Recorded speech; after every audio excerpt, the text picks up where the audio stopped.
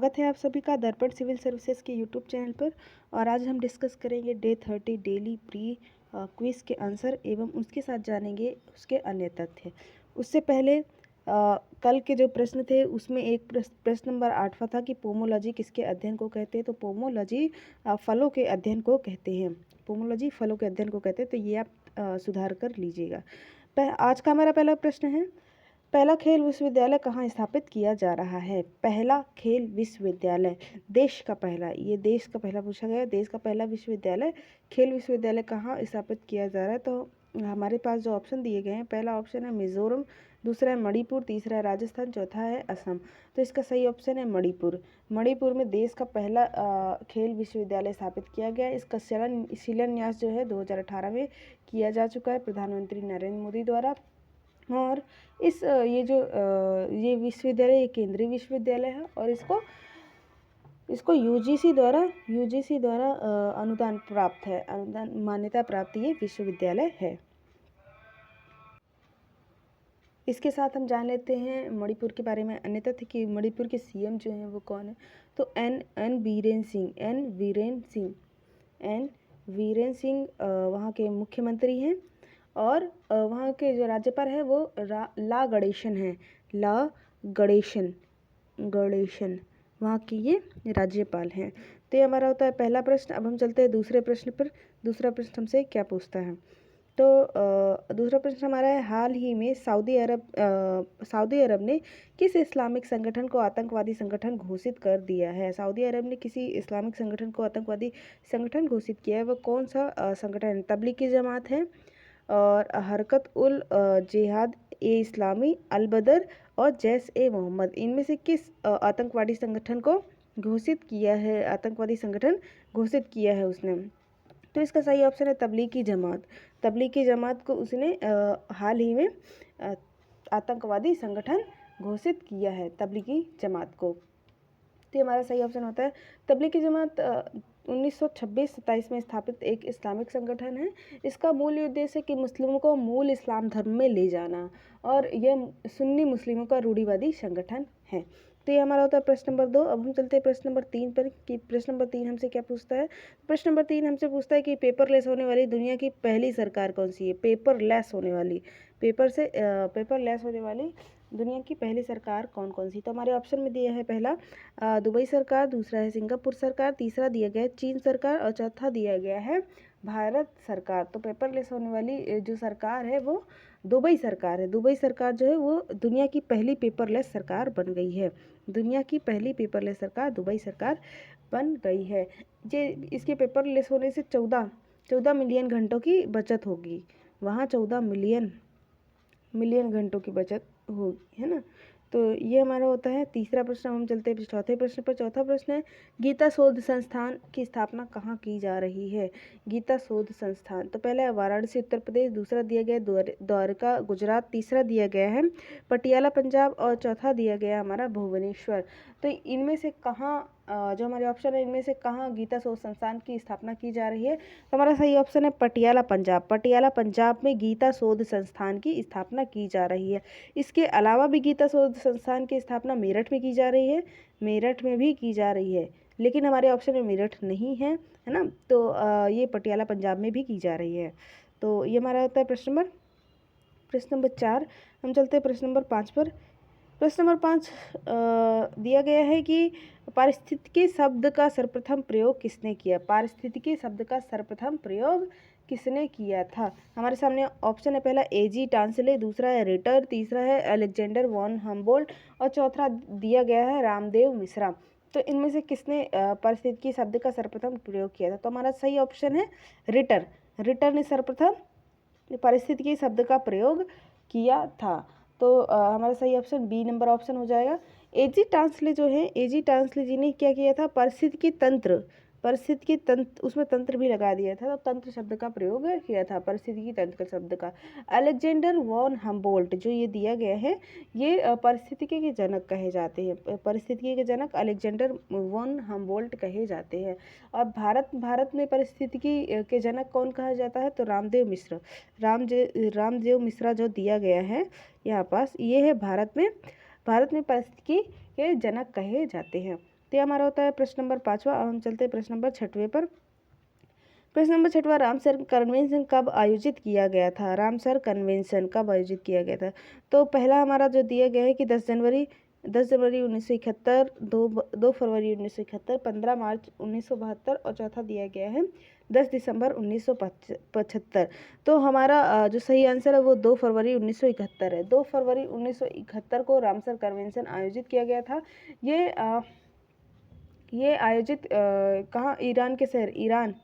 Iran के शहर Ramsar पर आयोजित किया गया था। इसी के शहर के नाम पर ही इसका रामसर कन्वेंशन नाम हुआ है। ये किस लिए आयोजित किया गया था? तो ये आर्द्रभूमि के संरक्षण के लिए ये आयोजित किया गया था रामसर कन्वेंशन। भारत ने इस संधि पर हस्ताक्षर 1982 में किए थे। 1982 में भारत ने रामसर कन्वेंशन पर हस्ताक्षर किए एवं इस पर शामिल हो गया है, रामसर कन्वेंशन में शामिल हो गया है। तो हमारा होता है 6वां प्रश्न। हम चलते हैं 7वें प्रश्न पे। समुद्री वर्षा वन कहते हैं।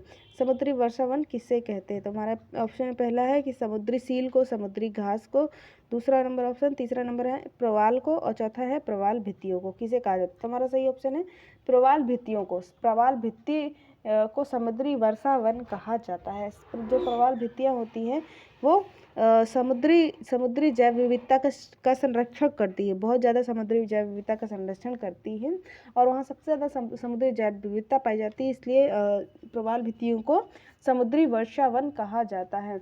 दुनिया की सबसे प्रवाल भित्ति ऑस्ट्रेलिया में पाई जाती है, जिसे ग्रेट बैरियर रीफ कहते हैं। ग्रेट बैरियर रीफ कहा जाता है। तो ये हमारा होता है प्रश्न नंबर 7। अब प्रश्न नंबर 8 पे चलते हैं। गलत सुमेल का चयन करें।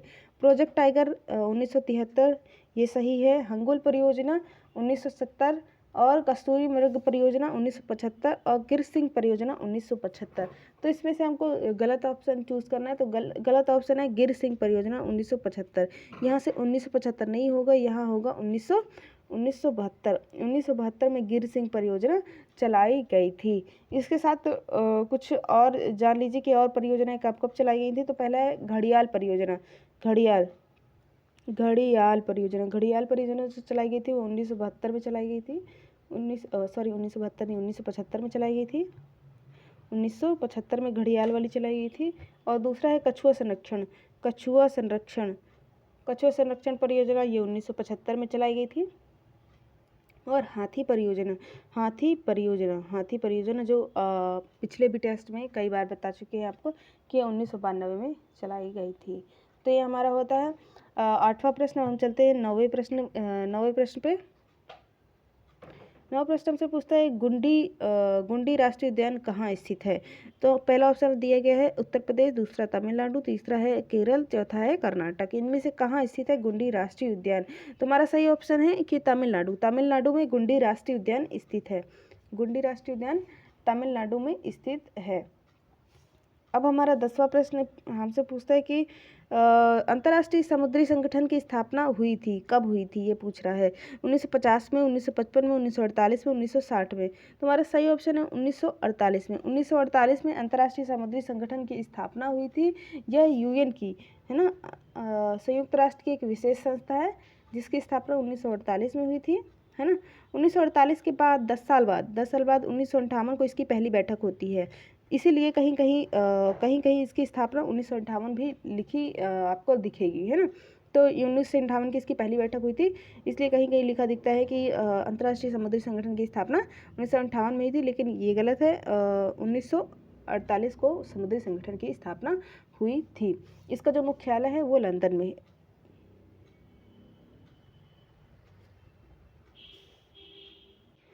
तो ये हमारा होता है प्रश्न नंबर 10वां। हम चलते हैं प्रश्न नंबर 11वें पर। प्रश्न नंबर 11वां जो है वो निम्नलिखित में से कौन सा पर्यावरणीय परिवर्तन के प्रति सर्वाधिक संवेदनशील है? कौन है यहाँ जो ऑप्शन में हमारे जो पर्यावरण के प्रति सर्वाधिक संवेदनशील है? सबसे ज़्यादा संवेदनशील कौन है यहाँ जो हमारे ऑप्शन में दिया गया है उनमें से? तो पहला है उभयचर, दूसरा है सरीसृप, तीसरा है स्तनपायी और चौथा है कीट। तो इनमें से कौन जो है सर्वाधिक संवेदनशील होते हैं पर्यावरण परिवर्तन के प्रति? तो हमारा सही ऑप्शन है उभयचर। जो जल और थल दोनों में रहते हैं वे बेहद ही संवेदनशील होते हैं पर्यावरण परिवर्तन के प्रति, और इनको ही संकेतक, कभी कभी संकेतक कहा जाता है। इसी ये बहुत ज़्यादा संवेदनशील होते हैं। जब जैसे ही जलवायु परिवर्तन होने लगता है, जलवायु पर्यावरण परिवर्तन होने लगता है, तो ये अपना ये एक्शन करना स्टार्ट कर देते हैं, है ना। तो इनकी कुछ कुछ क्रियाएं जो है वो संकेतक के रूप में कार्य करती है, इसीलिए इन्हें कभी कभी संकेतक कहा जाता है। तो ये हमारा होता है प्रश्न नंबर 11। और हम प्रश्न नंबर 12 पर चलते हैं। प्रश्न नंबर 12 जो हमसे कह रहा है कि निम्नलिखित में से कौन सा सम्मेलन मरुस्थलीकरण की रोकथाम के लिए कार्य करता है। कौन सा सम्मेलन मरुस्थलीकरण के रोकथाम के लिए कार्य करता है। तो पहला दिया गया है UMWF पहला दिया गया, दूसरा दिया गया यूनिसेफ, तीसरा दिया गया UNCCD और चौथा दिया गया यूनिशो। तो हमारा जो सही ऑप्शन है वो है UNCCD। UNCCD जो है वो मरुस्थलीकरण के रोकथाम के लिए काम करता है। UNCCD का मतलब क्या होता है कि United Nation Convention to combat desertification, है ना। United Nation Convention on combat desertification, UNCCD मरुस्थलीकरण की रोकथाम के लिए कार्य करता है। हम चलते हैं प्रश्न नंबर 13 पर कि भारत, इससे पूछा गया है कि भारत का कौन सा पड़ोसी देश विश्व का पहला पूर्ण जैविक देश बन गया है। पूर्ण जैविक देश, वहाँ की खेती पूर्ण जैविक रूप से होती है। तो श्रीलंका पहला ऑप्शन हमारा, दूसरा है भूटान, तीसरा है म्यांमार, चौथा है मालदीव। इनमें से कौन सा बना है। तो हमारा सही ऑप्शन है भूटान। भूटान जो है विश्व का पहला पूर्ण जैविक देश बन गया है ना। तो ये हमारा सही ऑप्शन है। तो भूटान में लगभग 10 राष्ट्रीय उद्यान और अभ्यारण्य हैं, है ना। अब हम चलते हैं प्रश्न नंबर 14 पर। प्रश्न नंबर 14 जो हमसे पूछा गया है कि जानवर जो संकट में हैं और जिन्हें संरक्षण के लिए एक विशेष देखभाल में रखा जाता है को कहा जाता है, उन्हें क्या कहा जाता है ना, उस देखभाल को क्या कहा जाता है कि जिसे विशेष संरक्षण में रखा जाता है, विशेष देखभाल में रखा जाता है। तो हमारे पहला ऑप्शन है कि अवस्थानीय संरक्षण, दूसरा ऑप्शन है स्वस्थानीय संरक्षण, तीसरा है वन्यजीव अभयारण्य और चौथा है राष्ट्रीय उद्यान। तो इसका सही ऑप्शन है अवस्थानीय संरक्षण। अवस्थानीय संरक्षण कहा जाता है जो संकटाग्रस्त जो जीव है उनकी विशेष देखभाल में जब रखा जाता है उन्हें, तो उसे क्या कहा जाता है, अवस्थानीय संरक्षण कहा जाता है। तो ये हमारा हमारा सही ऑप्शन होता है ए नंबर। अब चलते हैं प्रश्न नंबर 15 पर। प्रश्न नंबर 15 जो है ये कहता है कि झील और सुपोषण में किसकी उपस्थिति के कारण होता है। झील में सुपोषण किसकी उपस्थिति के कारण होता है।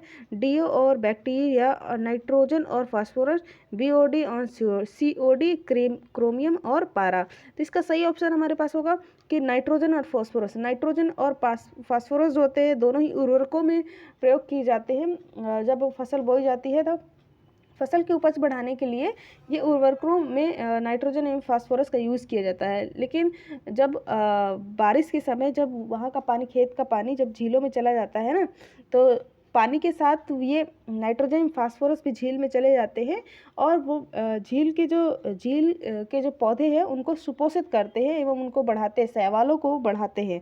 तो जो शैवाल होते हैं वो वहाँ की ऑक्सीजन खींच लेते हैं एवं जो वहाँ के पानी में जीव रह रहे हैं, जलीय जीव रह रहे हैं, उनके लिए ऑक्सीजन कम हो जाती है। तो इस प्रकार से वो जलीय जीवों के लिए खतरा उत्पन्न हो जाता है। तो झील में सुपोषण किसकी उपस्थिति के कारण होता है, नाइट्रोजन और फास्फोरस की उपस्थिति के कारण होता है। तो ये हमारा होता है option number B. Option number B हमारा सही ऑप्शन होता है। हम चलते हैं प्रश्न नंबर 16 पर। निम्नलिखित में से किसकी खाद्य श्रृंखला सबसे बड़ी जनसंख्या है। किसकी खाद्य श्रृंखला में सबसे बड़ी जनसंख्या है। तो द्वितीय उपभोक्ता, प्राथमिक उपभोक्ता, अपघटक और उत्पादक। अब हमारे यहाँ पास सही ऑप्शन है अपघटक। अपघटक की जनसंख्या जो होती है वो सबसे ज़्यादा होती है।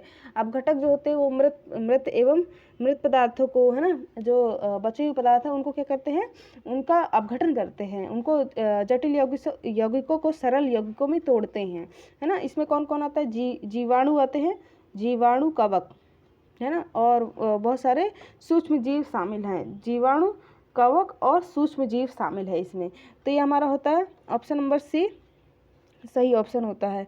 अब प्रश्न नंबर 17 जो बोल रहा है कि माइकोराइजा एक सहजीवी संघ है। सहजीवी संघ है, ये किसका सहजीवी संघ है, शैवाल और पौधे का या शैवाल और कवक और पौधे और नीले हरे शैवाल और कवक। तो हमारा सही ऑप्शन है कि ये कवक और पौधे का जो होते हैं, कवक और पौधे का सहजीवी संघ होते हैं। कवक और पौधे का सहजीवी संघ होते हैं। तो ये हमारा सही ऑप्शन होता है सी नंबर। हम चलते हैं प्रश्न नंबर 18 पर। प्रश्न नंबर 18 जो हमसे पूछता है कि पारिस्थितिक तंत्र पारिस्थितिकी दृष्टिकोण से निम्नलिखित में से कौन सा पूर्वी घाट पश्चिमी घाट के बीच एक कड़ी होने का महत्व रखता है। मतलब पूर्वी घाट एवं पश्चिमी घाट के मध्य कड़ी का कार्य कौन करता है पारिस्थितिकी दृष्टिकोण से। तो पहला है सत्यमंगलम टाइगर रिजर्व, दूसरा है नल्लामाला वन, तीसरा हमारा दिया गया है कि नागरहोल राष्ट्रीय उद्यान, चौथा हमारा दिया गया है शेषाचलम बायोस्फीयर रिजर्व। तो इसका सही ऑप्शन जो है कि Sathyamangalam tiger reserve. Sathyamangalam tiger reserve जो है वो दोनों घाट के मध्य एक ज्वाइंट का काम करता है ना, दोनों घाटों को ज्वाइंट करने का कार्य करता है। तो ये हमारा होता है प्रश्न नंबर 18। हम प्रश्न नंबर 19 पर चलते हैं। भारत में मिट्टी बचाओ आंदोलन कहाँ से शुरू किया गया। मिट्टी बचाओ आंदोलन है ना, मिट्टी बचाओ आंदोलन कहाँ शुरू किया गया। तो पहला हमारा दिया गया थाने महाराष्ट्र, दूसरा दिया गया है मैसूर कर्नाटक, और तीसरा दिया गया है दरभंगा बिहार, और चौथा दिया गया है होशंगाबाद मध्य प्रदेश। हमारा सही ऑप्शन जो है वो होशंगाबाद मध्य प्रदेश सही ऑप्शन है। ये कब से शुरू किया गया था। तो 1977 से इसकी शुरुआत हुई थी तवा बांध के कारण। इसका कारण क्या है कि तवा बांध के कारण जल भराव और लवणता के खिलाफ था। तवा बांध जब बन रहा था तो वहाँ जल भराव एवं लवणता, जिस क्षेत्र में जल भराव होगा वहाँ लवणता ज़्यादा हो जाएगी, इसके खिलाफ यह आंदोलन चलाया गया था। तो ये हमारा सही ऑप्शन होता है डी नंबर मध्य प्रदेश के होशंगाबाद में मिट्टी बचाओ आंदोलन 1970 में स्टार्ट हुआ था, है ना। अब हमारा जो 20वां प्रश्न है कि वन्य जीव सप्ताह कब मनाया जाता है। वन्य जीव सप्ताह कब मनाया जाता है। सितंबर का पहला सप्ताह, सितंबर का अंतिम सप्ताह, अक्टूबर का पहला सप्ताह और अक्टूबर का अंतिम सप्ताह। तो इनमें से कौन सा ऑप्शन सही है। तो हमारा सही ऑप्शन जो है अक्टूबर का पहला सप्ताह है। तीसरा नंबर ऑप्शन जो है अक्टूबर का पहला सप्ताह जो होता है वो वन्य जीव सप्ताह के रूप में मनाया जाता है ना। पहला वन्य जीव सप्ताह जो मनाया गया था वो 1957 में मनाया गया था। पहला वन्य जीव सप्ताह 1957 में मनाया गया था। तो ये हमारे आज के होते हैं 20 प्रश्न जो आपको दिए गए थे क्विज के फॉर्म में, और इसको आपको सॉल्व करना था। इसका डिस्कशन आप यहाँ से देखते हैं। और आज का प्रश्न जो है जो आपसे पूछा जाएगा एवं उसका उत्तर आपको कमेंट बॉक्स पे देना है। तो हमारा जो प्रश्न है जो आपसे पूछा जा रहा है कि स्ट्रीट चाइल्ड क्रिकेट विश्व कप 2023 की मेज़बानी कौन सा देश करेगा। तो पहला ऑप्शन आपको दिया जा रहा है कि सऊदी अरब, और दूसरा है बांग्लादेश, तीसरा ऑप्शन है भारत, और चौथा ऑप्शन दिया गया नेपाल। इनमें से आपको सही उत्तर बताना है। सही उत्तर आप कमेंट बॉक्स पर लिखकर बता सकते हैं। इसका सही जो उत्तर है वो आपको कल की वीडियो में दे दिया जाएगा, कल की वीडियो में बताया जाएगा। तो ये हमारा होता है आज का प्रश्न जो आपसे पूछा गया था। अब कल जो प्रश्न पूछा गया था उसका उत्तर आज बता देते हैं कि कल जो प्रश्न पूछा गया था कि अमेरिकी सीनेट में न्यायाधीश बनने वाली पहली अश्वेत महिला कौन बनी है। अमेरिकी सीनेट में न्यायाधीश बनने वाली पहली अश्वेत महिला कौन बनी है।